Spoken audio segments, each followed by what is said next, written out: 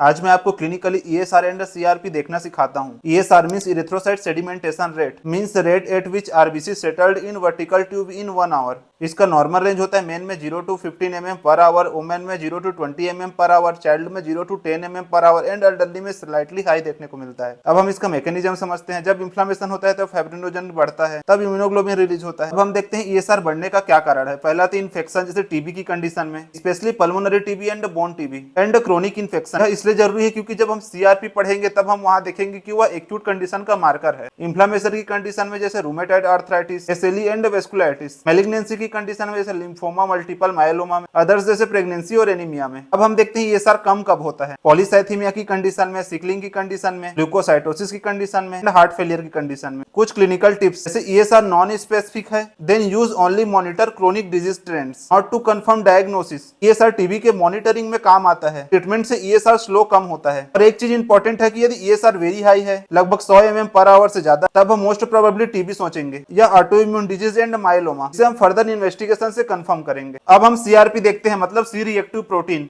सबसे पहले तो हम इसका डेफिनेशन देखते हैं। Acute phase protein produced by liver in response to interleukin 6 in inflammation. इसका मेजर हम mg पर लीटर से करते हैं। नॉर्मल रेंज 5 से कम होता है। जब कोई इन्फ्लेमेशन या इन्फेक्शन की कंडीशन होती है तब साइटोकाइन रिलीज होता है, जैसे इंटरल्यूकिन 6, इंटरल्यूकिन 1 एंड लीवर से रिलीज होता है सीआरपी, जो बैक्टीरिया के सेल वॉल से बाइंड होता है, जो रिस्पॉन्सिबल होता है एक्टिवेट्स कंप्लीमेंट, जिससे ऑप्सोनाइजेशन होती है। अब हम देखते हैं कि सीआरपी का बढ़ने का क्या कारण है। ये तो हमें पता है कि यह एक्यूट बैक्टीरियल इन्फेक्शन में हमें बढ़ा देखने को मिलता है। यदि सीआरपी बहुत ज्यादा बढ़ा हुआ है, मतलब 100 से ज्यादा है, तब वह most probably acute bacterial infection है। एंड वायरल इन्फेक्शन में माइल्ड बढ़ा देखने को मिलेगा। इन्फ्लेमेटरी कंडीशन जैसे rheumatoid arthritis, SLE and vasculitis and tissue injury like amide, trauma, burn and post surgery में वह 48 आवर तक पिक में रहता है। अब एक इंपॉर्टेंट चीज, difference between ESR and CRP. याद रखें, ESR rise slowly 24 to 48 hours, remains elevated longer, that's reason good for chronic monitoring, and CRP rise fast 6 to 8 hour and falls quickly, that's why good for acute infection monitoring। अब हम clinical approach देखते हैं। इसमें mainly 3 चीजें ध्यान रखना है। जब सीआरपी बढ़ा होता है और ईएसआर नॉर्मल है तो वह एक्यूट बैक्टीरियल इन्फेक्शन है, लाइक एपेंडिसाइटिस की अर्ली फेज में। दूसरा, यदि ईएसआर बढ़ा हुआ है और सीआरपी नॉर्मल है तो वह क्रोनिक इन्फ्लेमेशन है without acute phase, like TB under treatment.